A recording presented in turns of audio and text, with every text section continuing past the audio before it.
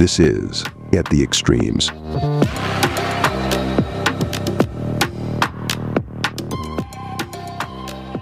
Welcome back, beloveds. This is At the Extremes, the podcast where we discuss the extremes in our society and how we got here. As always, we are your hosts. I am Greg. And I'm Serge. And today we're discussing the week that was.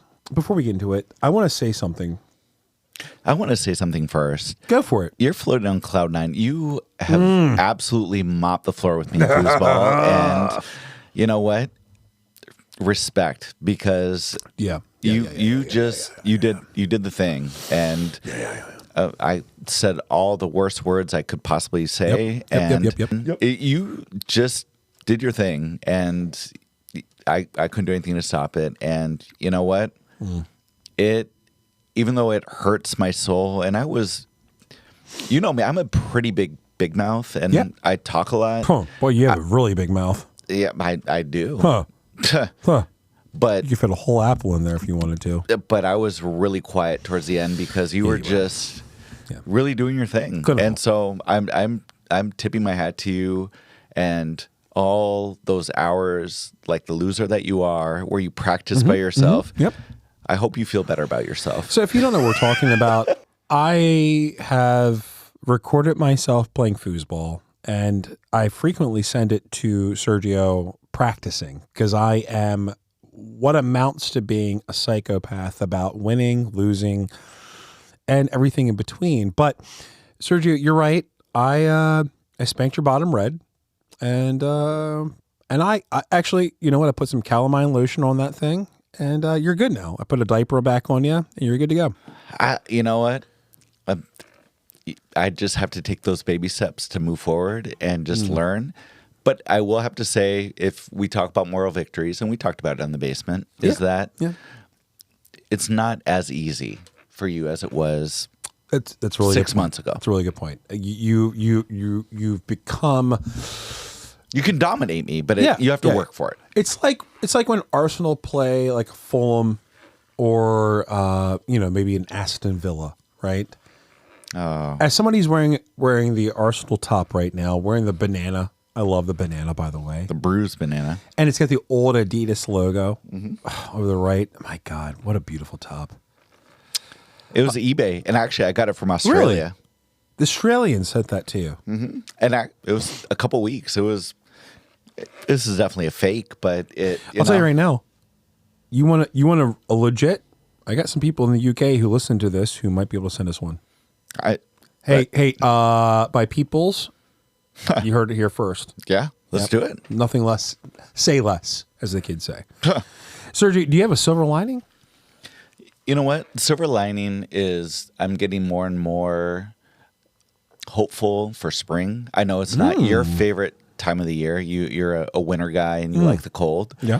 But last night we had, or yesterday we should say, it was 65 degrees, and then it got really, really windy, and it was pretty chilly pretty quick, and it was 38 today. So March is a tough time of year. What is it? It goes out like a lion, comes in like a lamb? That's how winter goes out, isn't it? That's the thing, yeah? Yeah, it can go either way. I mean, we could get a foot of snow in a week, but who knows? Who knows? Who cares? But you showed me the garden that you're starting, and our garden, the community garden. Well, but you're doing a lot of the legwork at first. I am right now, but that doesn't mean that it's not ours. Not that I'm going to put you to work, Sergio. Sergio, when you come over here, I'm going to put you. Instead of playing foosball, we're playing in the garden. We're playing dig the trench. Yeah. The game is called How Fast Can You Dig 6 Inches, 12-inch spots. But I'm excited for spring. Spring is just a really good time of the year for me. I love kind of it. It feels like a rebirth and just the saison. Well, there's no mosquitoes, and you can open windows and just air out the house, and it's nice. We are starting our spring clean here, so I get that. Like, we've already started like moving things out, getting things cleaned up, revamping. Like you said earlier, we're working on the garden. I cleared out a bunch of stuff outdoors. So I appreciate your your silver lining of spring coming and a rebirth and a renewing of ambitions become new, and Absolutely. also being able to be outside and not being absolutely bone chilling. So I get that. Well, especially last week when, you, myself, and the person that wasn't He going who to shall be not be named, named. Yeah. we're just hanging outside. And it felt really nice to get some natural vitamin D. I'll tell you right now. So this isn't my silver lining, but I'll give a real quick breakdown. So earlier today, as a part of the community garden effort, Ruggy and I, my best boy, my best friend at 15 years old, best boy. 15 years old. 15 Listeners. years old. 15. He's That's coming up brutal. on 16 here pretty soon. Huh. What a big boy. What a big boy. And he looks great. He looks so spry. A little sleepy. He can Yeah, sleep he's a a little lot longer than he normally could, but Yeah, he runs around, and when I came over, he had a fresh bath, and he looked and smelled great. He smells like a CK model. Huh. CK1. Huh. Are you kidding me right now? This guy is CK1 over here, this guy. So we had him out. So I had him out there, and I was like, hey, bud, I need you to hold this 2x2. He was like, I can't do that, man. Come on, I don't have thumbs. My teeth are rotten. I don't even have thumbs, much less teeth. I don't have thumbs. And so we were out there, and I'm out there with him, and he comes over, and every 12 minutes he comes by, and he's inspecting the work site, and he's doing his thing.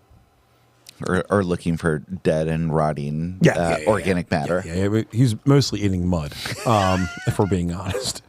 But he got a shower, and we're good to go. But it was really nice to just be out there. Yeah. To your point, of just getting back into the earth a little bit and digging into it a little bit, and it being soft and it being pliable and not completely frozen. Yeah, it was really nice. It was really nice, and it reminds me of promises of new, right? Like spring is a time when we should be investing in ourselves and in the earth, and planting seeds anew, which is really nice. Just seeing the seedlings that you had been growing, and just seeing kind of that progress. And I think one of the things that's really cool, but it's also kind of intimidating as well as I think about it, is that when you start growing just vegetables and flowers, just really how strong nature can be. And if you're not on top of it, it gets out of control quickly. Yeah. And not in a bad way, just the way that nature rolls.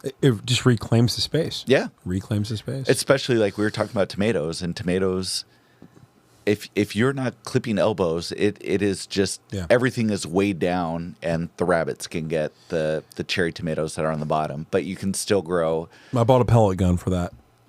Dude, could you shoot a squirrel? Or all right, so here's my silver lining that wasn't a silver lining that I planned on, but I'll tell this story right now. Oh my so God. Here's the 3D transition. printer. Here's the transition. So psychopath moment.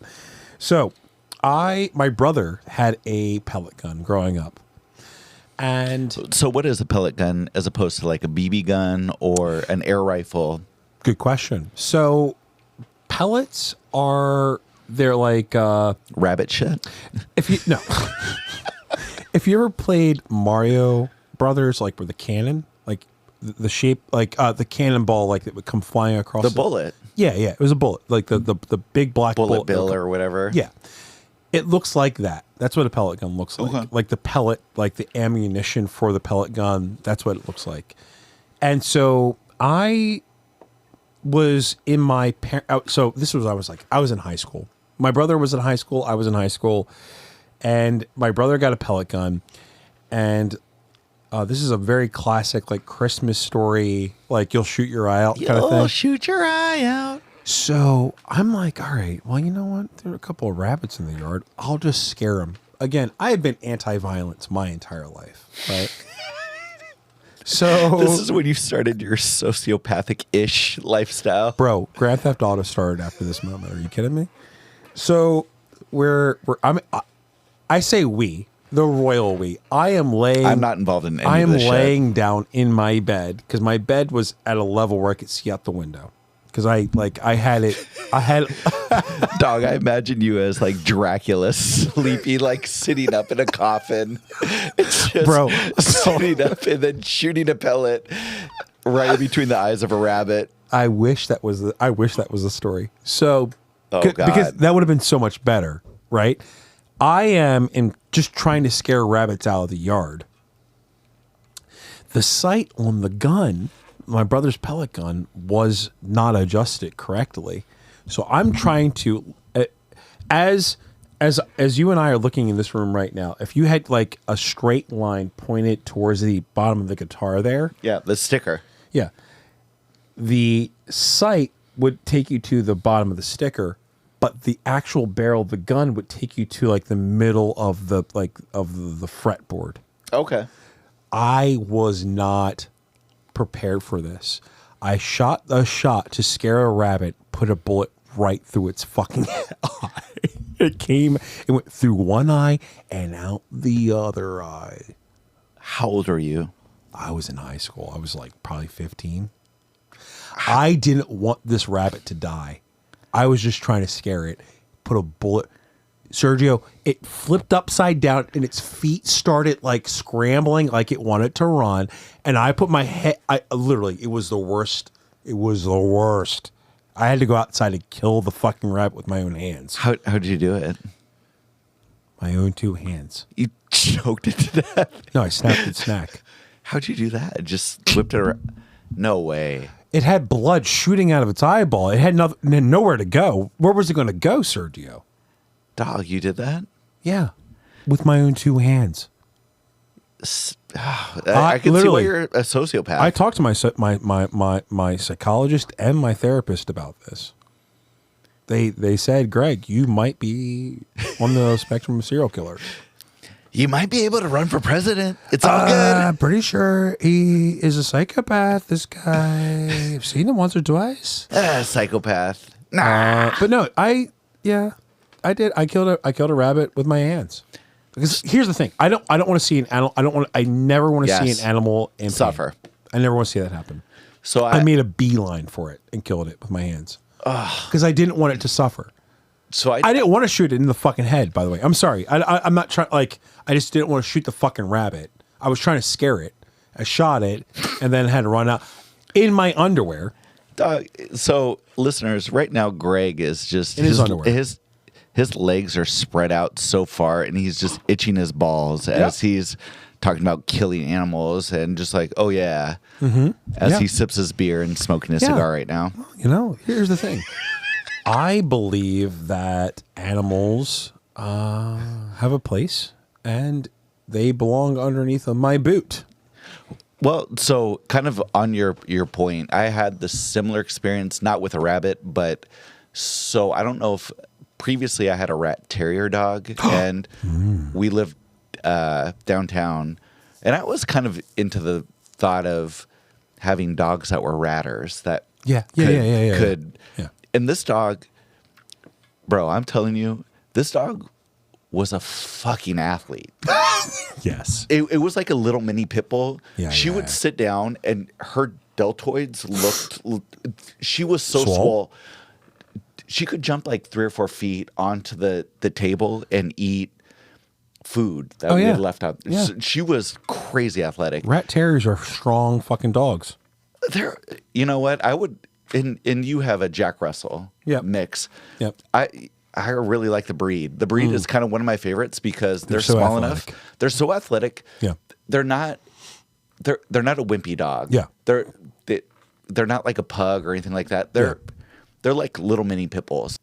We were outside and Rosa was our dog. Rosa. Rosa. She was a sweetheart. Rosa. She had big ears. Actually, I rescued her from the Humane Society from Colombia, and may she rest in peace. She died way too young at 7 years old from kidney disease. It was the worst.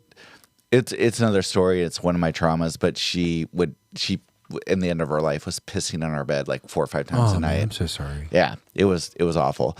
But she was just shaking over this rat, and the rat was just kind of like, rats downtown in Baltimore are pretty big. They're dog size. They're something. Yeah. Actually, kind of like your other dog, Ruby. Yeah.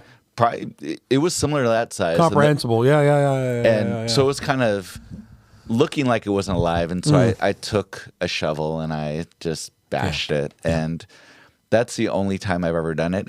But we've had this conversation about. Have you ever been hunting? No. No?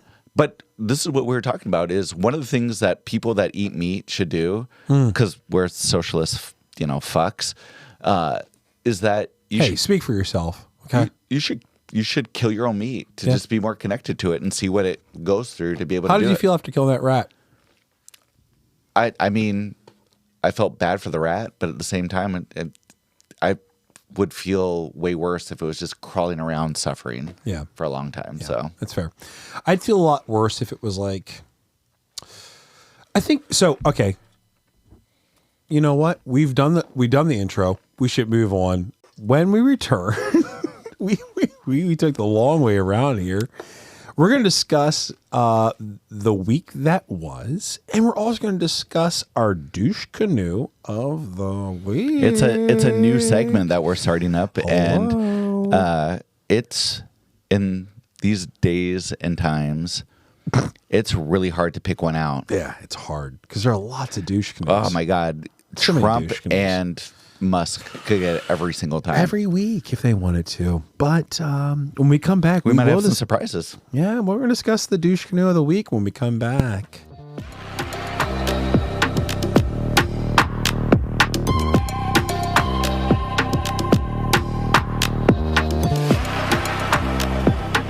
We are back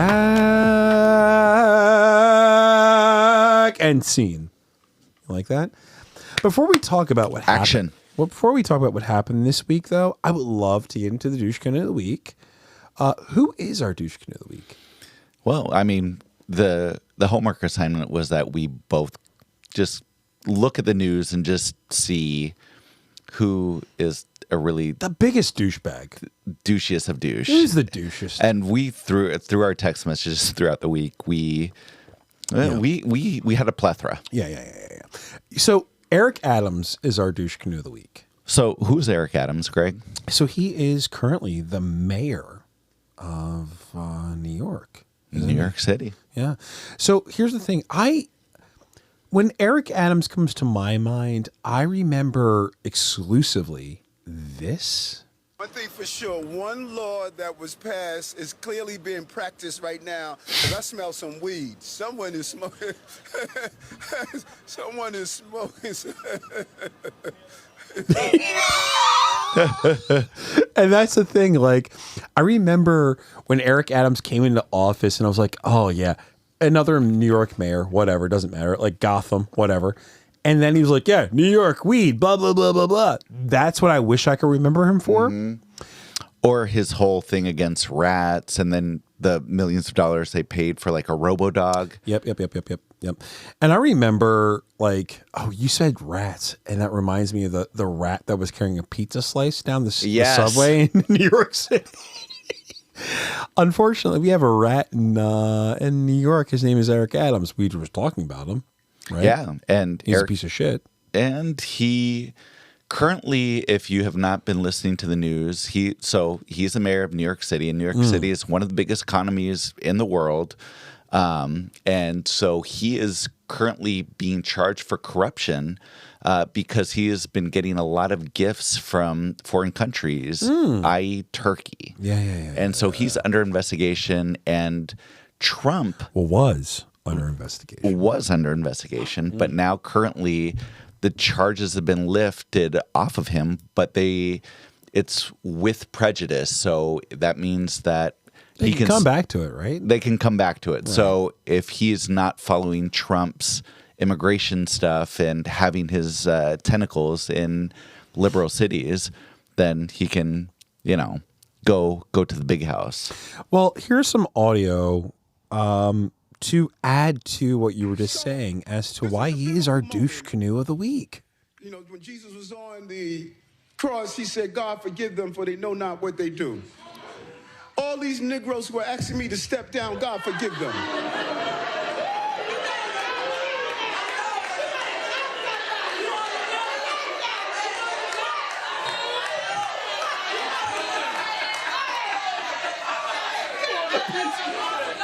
What a piece of shit. What? What a pile of garbage. So after we go through that, first of all, did he compare himself to Jesus Christ? Yeah. He's a godlike figure. He's a godlike figure. Eric Adams, you're a douchebag. Oh, I saw that. All and I was these just like, Negroes. they don't know what they're doing. Bro, I would recommend that you just take like a real quick look in the mirror, my guy. Jesus Christ.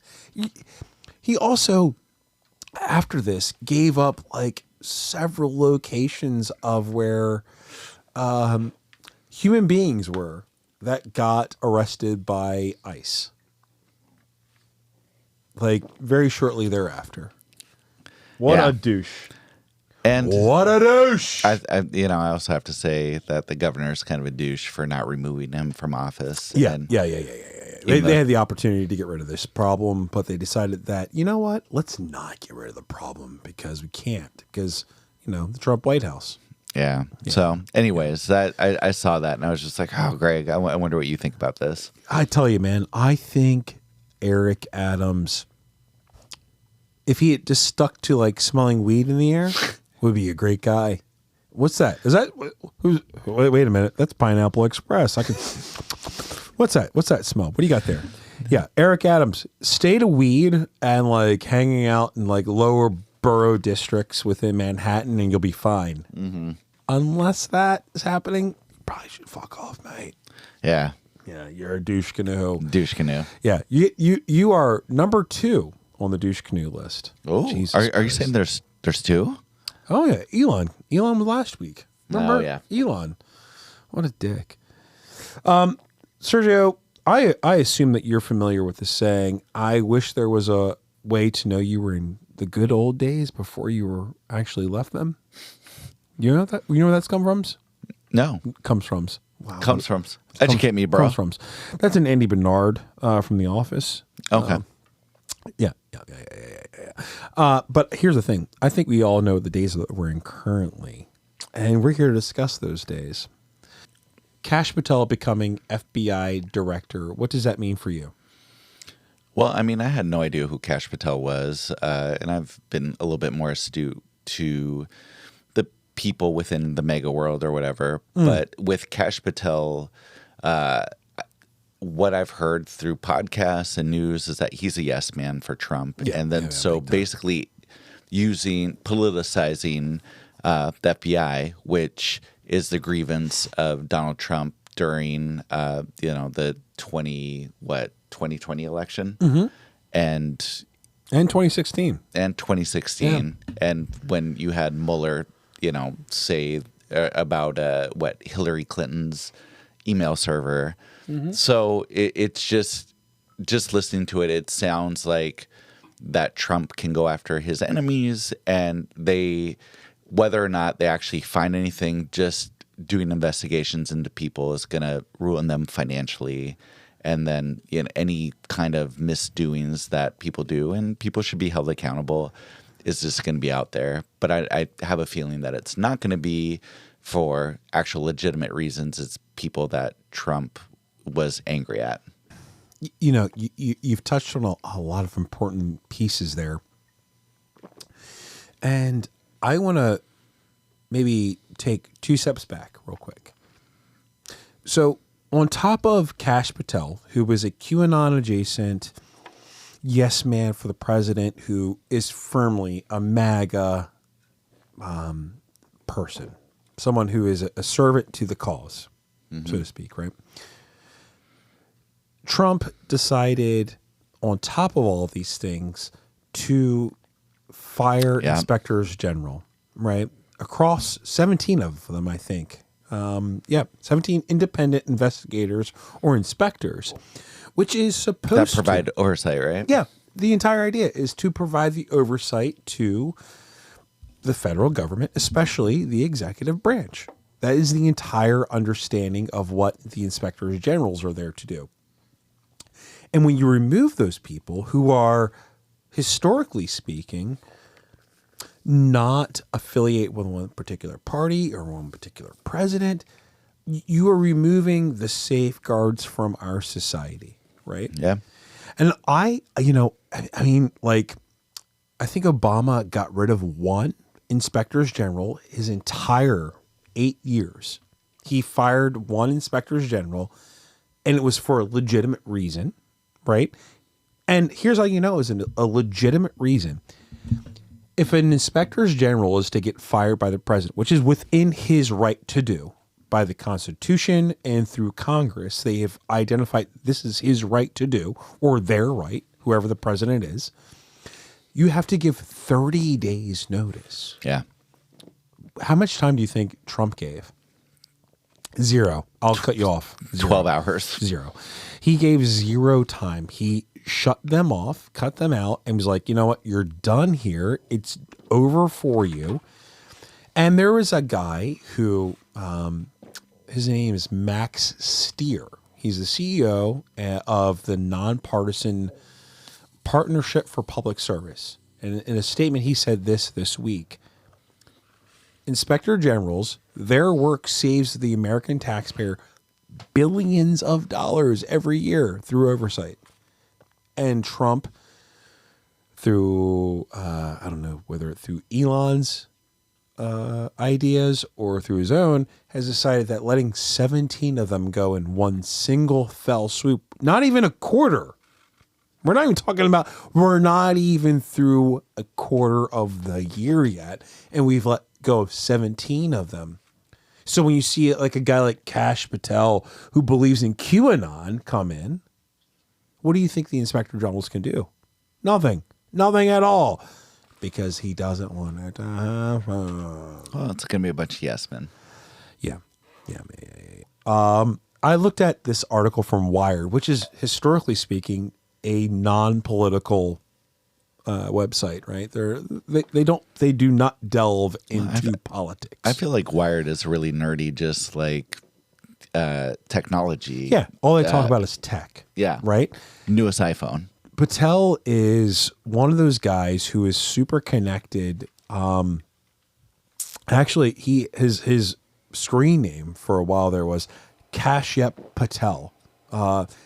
And a Q drop read back in 2018 when Patel was working as the senior committee aide to the White House Intelligence Committee to Devin Nunes. Who was a California representative. Right. He was such a fucking asshole. Dude, that guy has gone underground to a level, though, where you no longer know what he's doing, but he's so involved. Is he out of politics? No, he's very much Is he still a rep? Yes. Okay. Yeah, he works for Trump very closely along we covered him a little bit ago. Mike Huckabee. He works with Mike Huckabee about Israel. Yeah. He's Portuguese. We don't like him. Not Brazilians. We like Brazilians. Portuguese. Colonizers. So in 2022, when Patel became director at the Trump Media and Technology Group, Patel worked to entice the QAnon community to join Truth Social.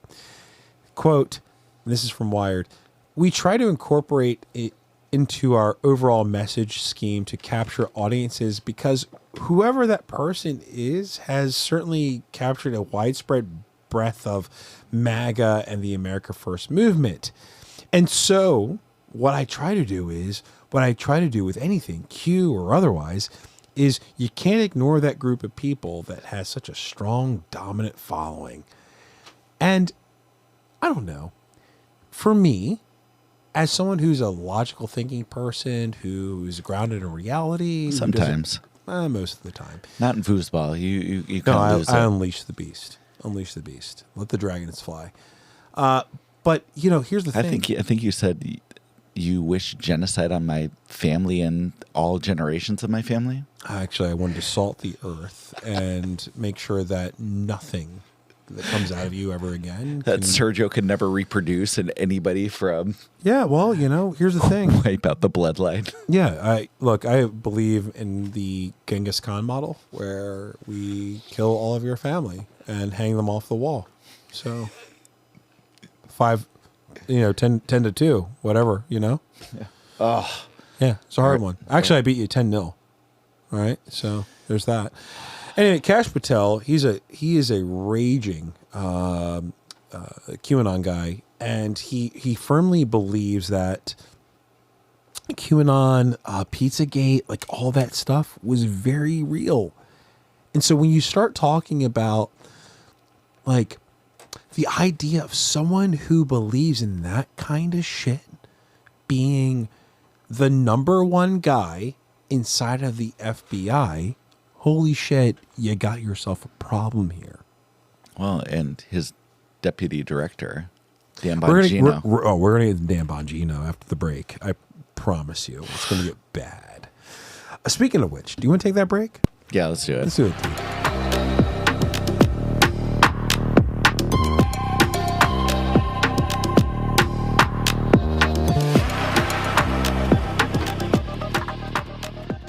We are back again. Sergio, I'm we've surprised that you're not doing that. We are back again. We are back again. go ahead and do it then. No. Okay. So the number 2 at FBI name is Dan Bongino. Bongino one. Let me tell you a little bit something about this guy.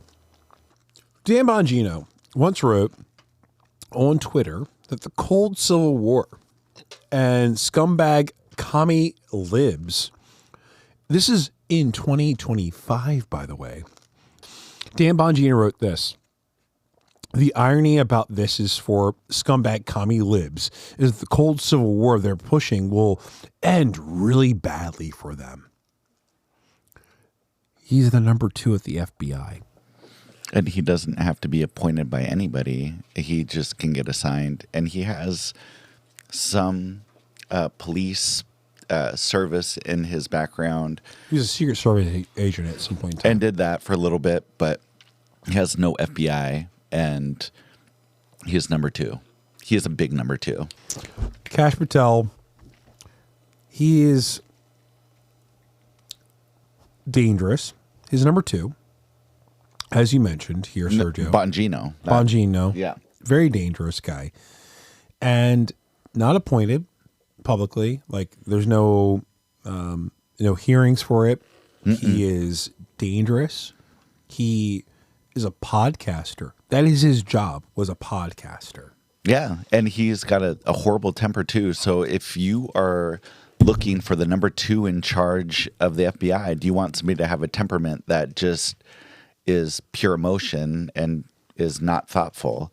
And you and I were talking at the break a little bit of just naming FBI directors, and we talked about a couple, but for the most part, nobody, I mean, I'm sure there's nerds that are out there that know.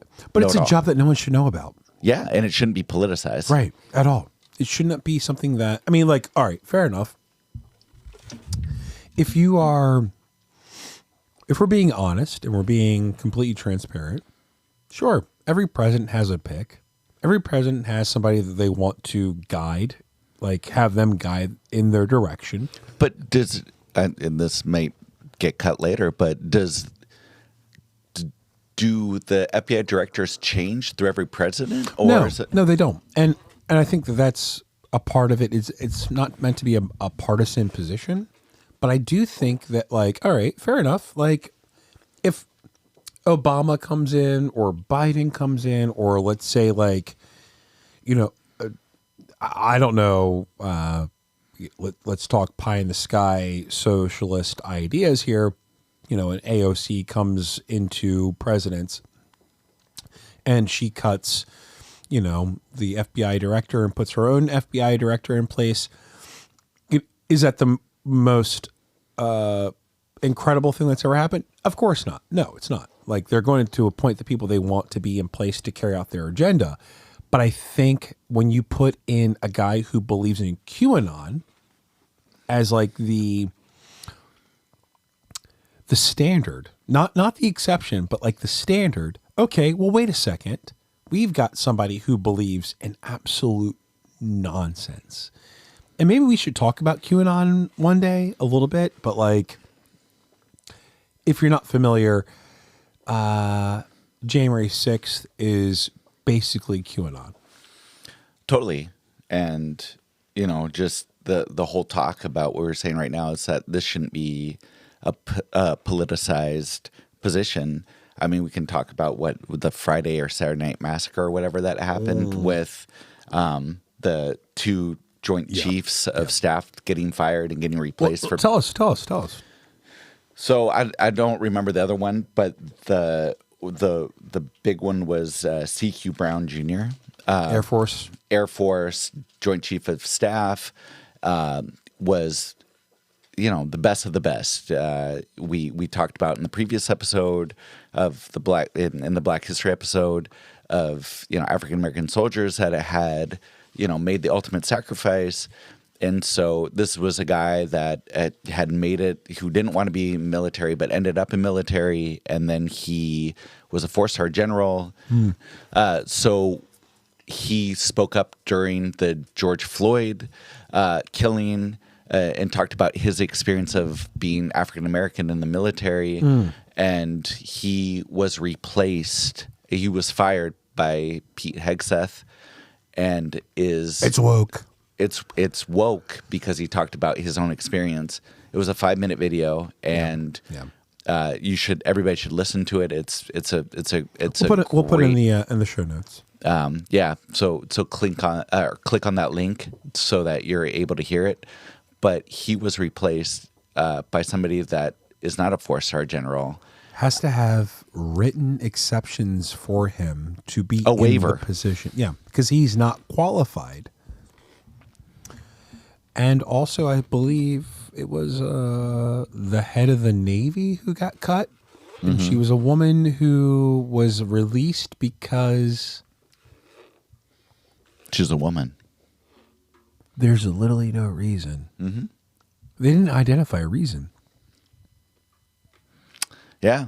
And so I think the thing that is just striking to me when it comes to all the hypocrisy is that it's talking about merit-based, and we have people that don't have the merits to be in these positions. But wait a minute. I've got Cash Patel in. I got Dan Bongino, babe. Dan Bongino, babe. The two most qualified piles of garbage who now run the FBI. And can go forward with any kind of investigation towards... He's black. He can't run the Air Force. He can't run the Joint Chiefs of Staff because he's black. He's black, folks. The blacks love me. Black History Month's over. I mean, Jesus Christ. Well, I mean, and again, to take it back to the previous episode that we did with the final Black History Month. Yep. Was just... I'm really hoping for you that you get the chance to go down and celebrate Juneteenth before... Who knows? It doesn't exist. So one of the things that I got a text from you, I think it was yesterday, and you didn't know this because, I'm always plugged in. But Trump put out an AI video where they ethnically cleansed the Gaza Strip. I want to. Oh God, because I do. So it starts off with big text of what's next, right? But the subtext. Oh, God. Well, it's so the image that we have right now is two people with looking at just pure rubble of a city completely destroyed by bombs. Yeah. So we're talking about an ethnic cleansing. And so it goes from, and I know this is going to be painful for the audience, but we have to do this. It starts off with 3 people, 2 of them being adults, 1 of them a child, and they're all looking at the rubble. The next image that flips over, they're going through a tunnel. And all of a sudden, there are beautiful, tall buildings just right next to the blue ocean. It depicts a war-ravaged Gaza rebuilt into a seaside resort.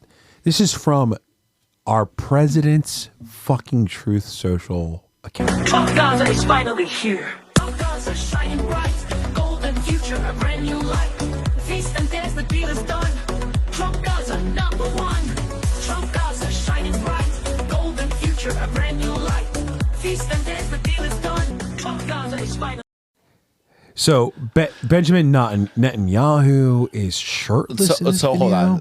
There is a bunch of things. Yeah. Please talk us through it, Sergio. So there is a bunch of AI it's an AI videos video. of Elon Musk eating Middle Eastern food. Yep.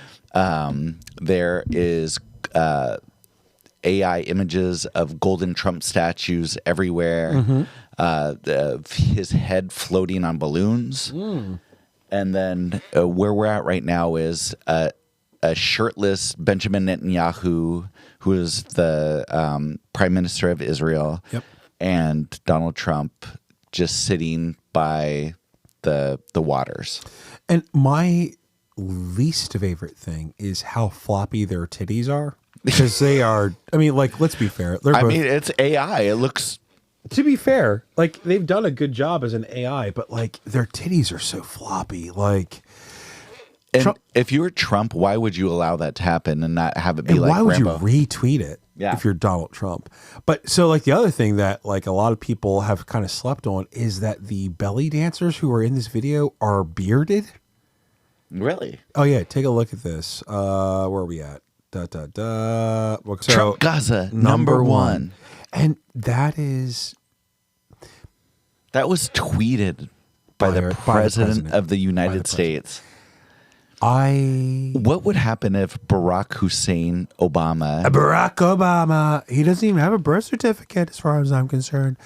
He wasn't even born in this country. So unfair. So unfair. I can't believe he was president. He made fun of me at a White House dinner, and that's why I ran for president. So Barack Obama, you're the blame. Here's the thing that bothers me so much. All of it? Quite literally all of it. Aside from the fat-tittied Benjamin Netanyahu and the fat-tittied Trump, I mean, it's a full D. They're wearing a full D in that video. That's a full D.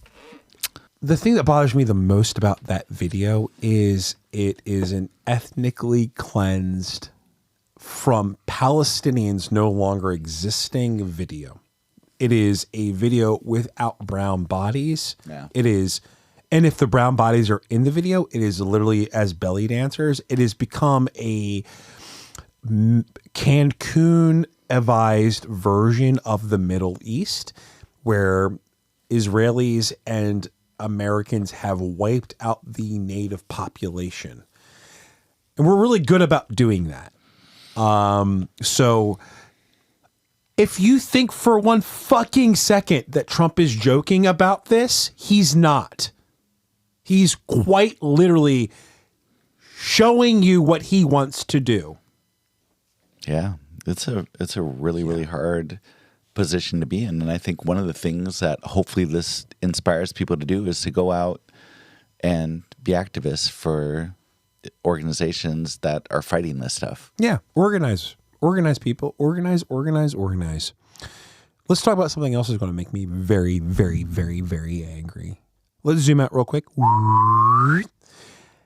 We made an editorial decision a long time ago that we weren't going to talk about international politics because we aren't familiar with the history behind, the relationships between, early France and early Germany, or England and, Portugal or whatever, right? Like we don't know enough.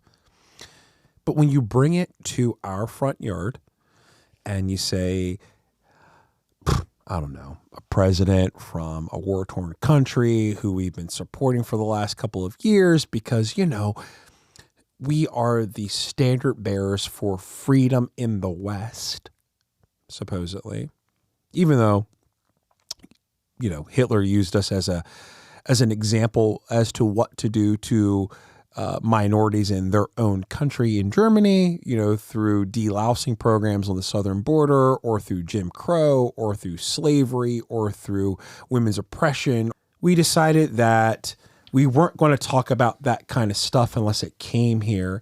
And then this fucking piece of fucking shit decided to do this. And we signed with him, me, like a new president. In 2019, I signed with him the deal. I signed with him, Macron and Merkel, we signed ceasefire. Ceasefire. All of them told me that he will never go. We signed him with gas contract. Gas contract. Yes, but after that, he broken this ceasefire. He killed our people and he didn't exchange prisoners. We signed the exchange of prisoners, but he didn't do it. What kind of diplomacy, JD, you are speaking about? What do you mean? I'm talking about the kind of diplomacy that's going to end the destruction of your country. Yes, but if you Mr. President, with respect, I think it's disrespectful for you to come into the Oval Office and try to litigate this in front of you. Right now, you guys are going around and forcing conscripts to the front lines because you have manpower problems. You should be thanking the president for trying to bring an end to this conflict. Have you ever been to Ukraine that you say what problems we have? I have been to. Come once. I've actually watched and seen the stories and know what happens is you bring people, you bring them on a propaganda tour, Mr. President. Do you disagree that you've had problems bringing people into your military? And do you think that it's respectful to come to the Oval Office of the United States of America and attack the administration that is trying to prevent the destruction of your country? A lot of questions. Let's start. So I think one of the things that really just stuck out to me is that just listening to that doesn't sound like countries trying to seek a peace agreement. It sounds almost like litigation, as J.D. Vance is a trained lawyer, just trying to throw a bunch of questions out at once. Yeah. And I think it also sounds... A Yale graduate who proclaims to be from the middle of fucking America. And I think that when the optics of it are, we have a guy, the president of Ukraine, who's not a native English speaker, who speaks a lot better English than I think 95% of Definitely Americans better than speak. Trump does. Ukrainian. Yeah. Oh my God, are you kidding me? You know, trying to talk about these really big, difficult nuances and just bombarding him and it's almost like it was on purpose. Like making a big show of it. It's almost like it was on purpose. It's almost like there was a Russian state media or two representatives sitting in the room recording the thing. And then this morning, I saw a piece on Politico where the Russian president decided that he was like, you know what? The American position's a lot closer to Russians than it was 4 years ago. And we have somebody that will, will see eye to eye with us. I'm trying to think how I want to say this. I am not a war hawk of any sort, right? I'm not somebody who believes in the position of war. I believe that there is a common place that we can all come to, we can all agree on, and that if push comes to shove, most people want the same thing, right?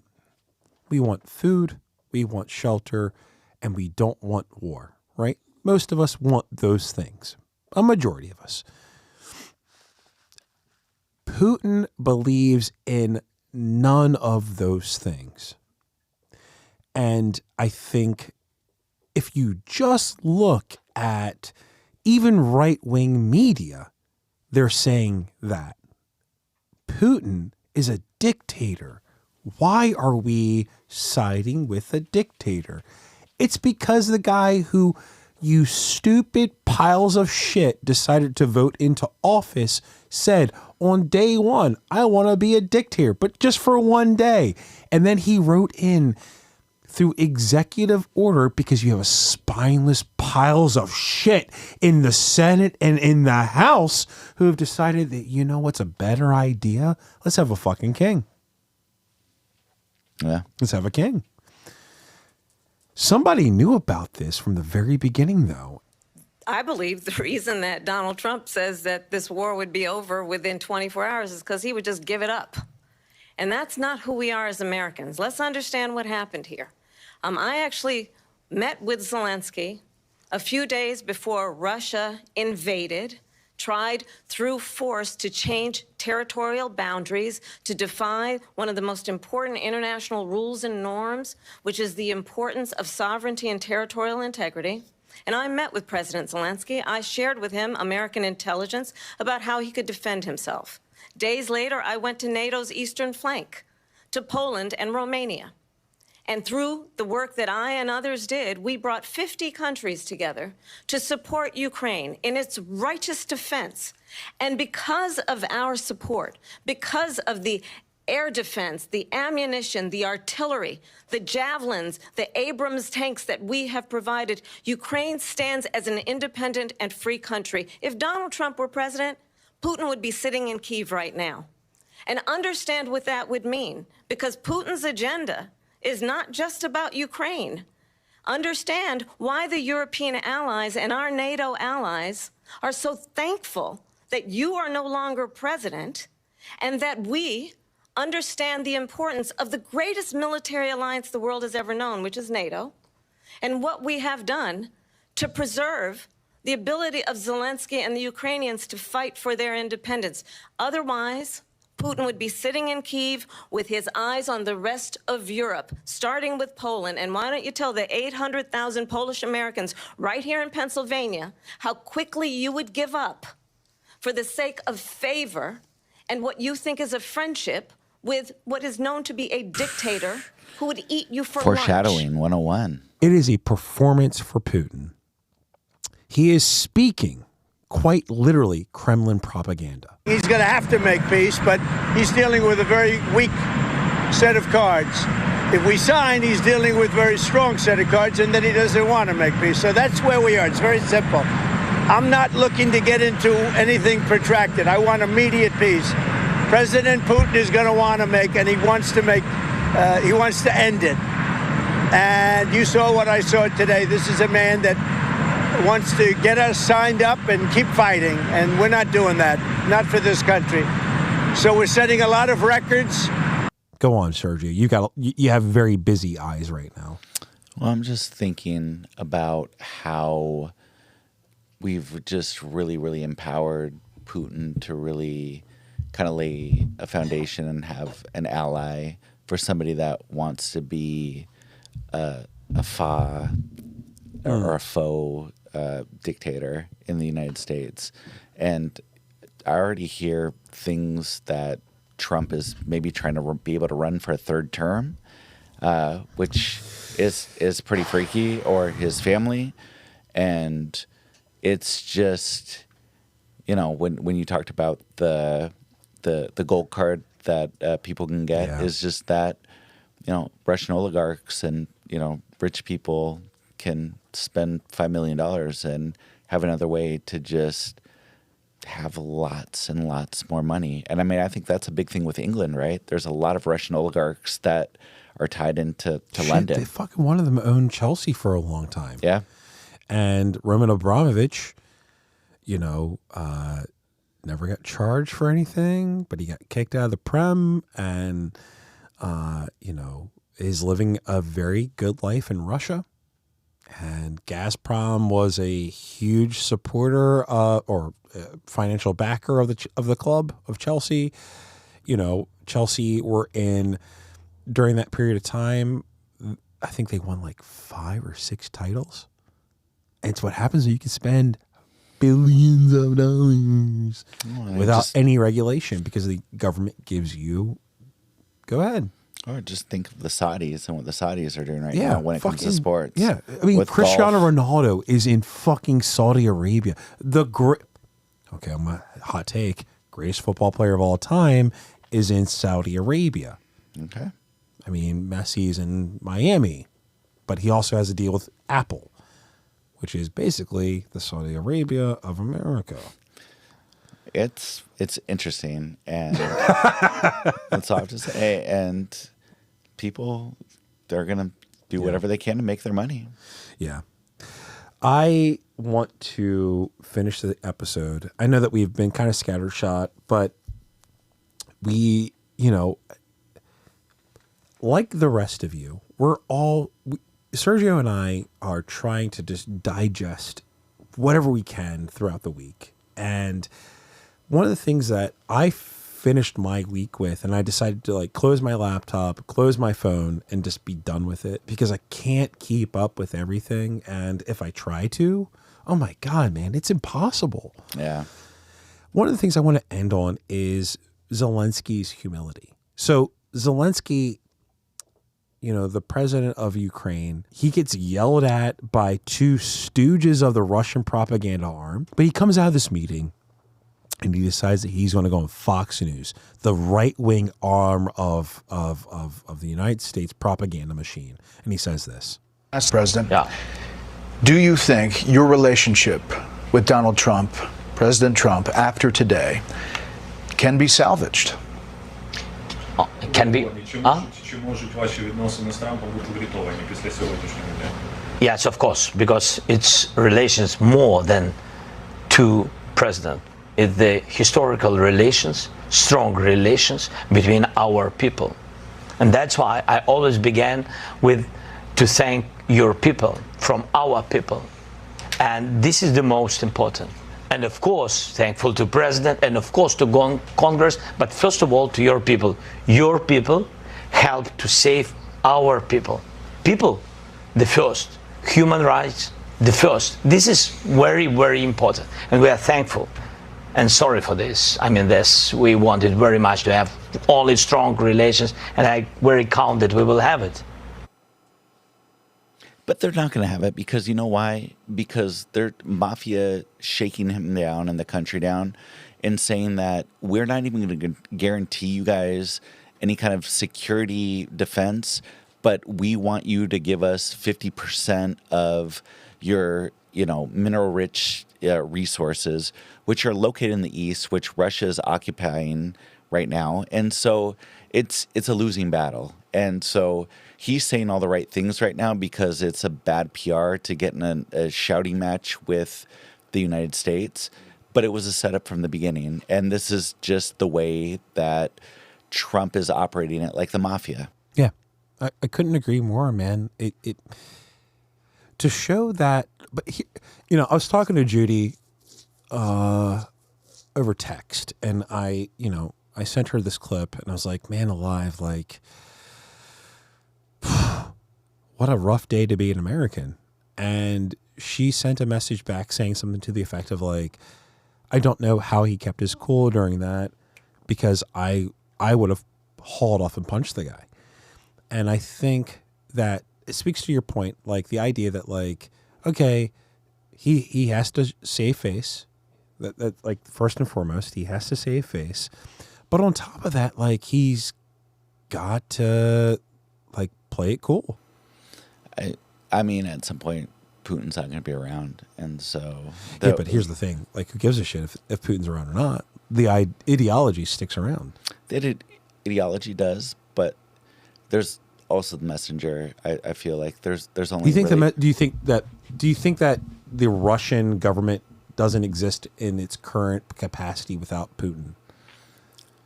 I think there's people for the moment that step up to these kind of positions and power. For example, I don't think you could interchange J.D. Vance with Donald Trump. I don't think you'd get the same result. Really? Yeah. I think you could. I don't. I just think that J.D. You don't think that J.D.'s better than Trump? No. Really? Yeah. I don't. Okay. Let me reframe then. Charisma-wise, I agree with you. In terms of executing the mission, I think JD's far better than Trump could ever be. I disagree with it. Why? Because JD Vance will always be known as a couch fucker, and Trump is a serial rapist and misogynist, and he still does his thing on a normal basis, and that's not something that people say on the regular. Do you think that anyone who is MAGA cares whether JD has ever fucked a couch? Not right now because Trump is there. So that's a back burner news. Do you think for once? Let me rephrase. Let me come back. If JD Vance is the only guy out there, people are going to call him a couch fucker. Do you think the right's going to call him a couch fucker though? No, but people will say it. And John McCain was like the classic Couch conservative. fucker? Well, yeah, that too. Jesus Christ, the guy's a POW. He's a loser. He got caught. He's a POW loser. He was the epitome of what the conservative right was during the Obama years, right? And still couldn't get the support. I think that JD is, I think we've talked about this. He is a part of this new generation of bearded dudes who believes that, well, if I talk intelligently and I talk in, Dog, he's not relatable enough. Like, Donald Trump can bullshit on Joe Rogan for 3 hours. JD Vance I don't disagree with that. is going to deter a bunch of people because he sounds like a Yale lawyer douchebag. I agree with that. I think I agree with that. I think maybe I'm thinking about this too traditionally. Maybe I'm thinking about this through the eyes of like what do he would be? It's pop culture, man. Yeah. Donald Trump is Yeah. a pop culture phenomenon. Yeah. We're not talking about administrators anymore. We're talking about like who can draw attention to TV And to be able to excite the fan base. JD doesn't have that energy. He definitely doesn't have. He that doesn't. energy. Yeah. He's a beta in that way. He's not gonna suck a microphone's dick, and he will never do something like that. He'll never say like you'll never catch him going into an event for Trump, gays for Trump, and go, or gays for Vance, and go, you don't look gay. Like that's not something he'd ever say because he's too buttoned up. Because he knows what you can and can't say. Well, and I mean, I think Trump knows what you can and can't say, but he just says whatever. He doesn't give a shit. So this is why. Go ahead. Oh, yeah. You're right. It's just, this is why I believe it, that yeah, that's fair. This is the phenomenon that's Donald Trump.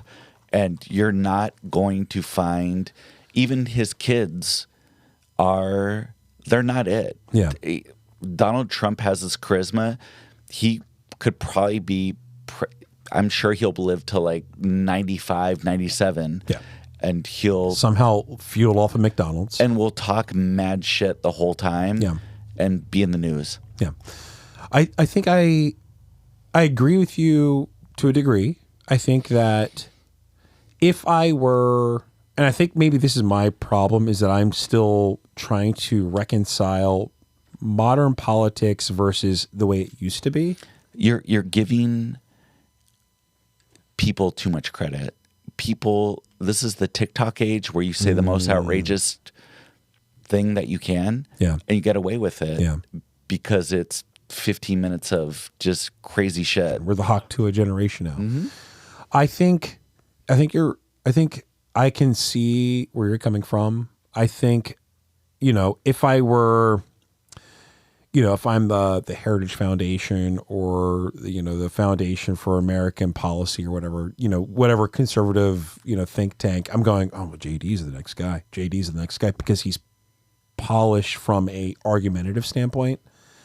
But I think you're right. I think I think there's a part of what you're saying that's absolutely correct, that there isn't Trump is a once in a generation kind of politician.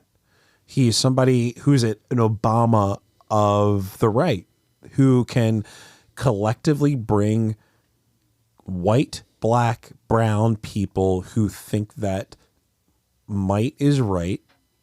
And it's all about woke. I was listening to something on the New York Times podcast channel, and they were talking about the idea that there is a constituency who doesn't give a shit about woke at all. They don't care. And the whole idea was, we want to just be able to say like the things that we say in private, but say them out loud in public. And we're past it. And we don't care. Like, we don't know anyone who's trans. We don't care. We don't know anyone who's gay, like outwardly. We don't know anyone who. That's false. Everybody knows somebody that's gay. Right. But like these people that they were talking to was saying no one's ever told me that they're gay. I disagree with that. Just in the full, because and people say whatever, but you have Joe Rogan, and Joe Rogan's kind of the anti-woke, like I think I'm smarter than everybody else at the table. Yeah. And this is the reason why. And it's convincing. You can kind of pick apart, this political correctness, even though it's fucking stupid, because just acknowledging somebody's, preferred pronouns, you're just being a decent human being by just saying like, hey, this person's identifying as this. Why is this an attack on me and my beliefs? Right. You won't hear any arguments here, right? Like you and I are on the same wavelength about this kind of stuff, or most of the things we're talking about. I think just to kind of bring it back to what we were talking about though, like Trump is he's a tour de force of, I'm just a guy and you're just a guy and we should just be able to say guy things, right? Like the locker room talk stuff. JD Vance doesn't have that kind of swagger. The Viveks they don't have that kind of like charisma. Vivek, the Nikki Haley's put her kind of in the same boat as a Lindsey Graham, and Lindsey Graham to me is just the poster child of, oh, I'm not going to do Trump.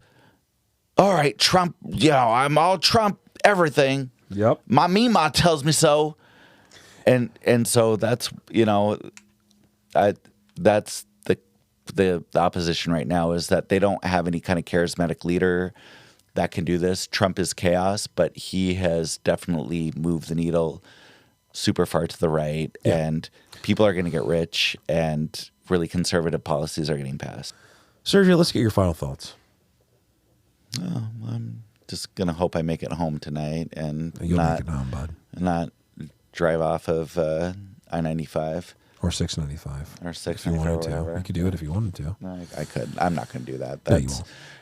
But it's just, there's a lot of big things going on, and it's going to just be, again, really interesting to see how us as Americans respond to all these executive orders and what we're going to do to really see whether we're going to permit tyranny and, a king-like character running our country, or if we're going to really step up and say, this is not what the United States What does that look like, though?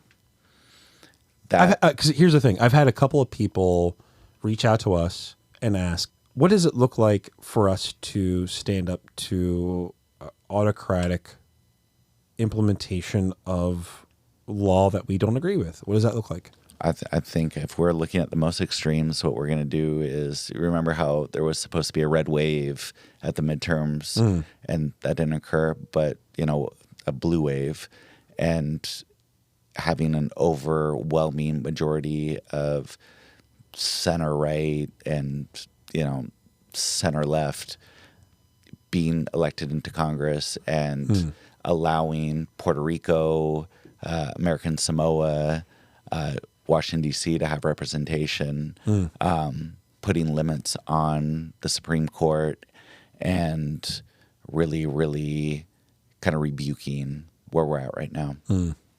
That's what... Pie in the sky. That is the best case scenario. What's the worst case scenario? What does that look like to you? That the Democrats just choke on shit and don't do anything, and it stays the same when it comes to the same kind of numbers.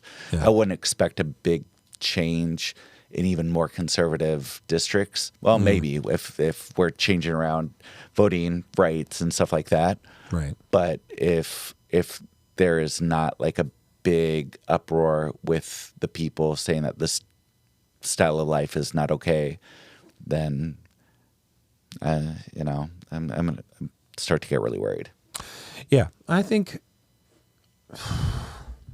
this is a serious time. Like, this is not. I was talking to some friends today, and this doesn't really affect me. And I was just like, well, it will affect you at some point.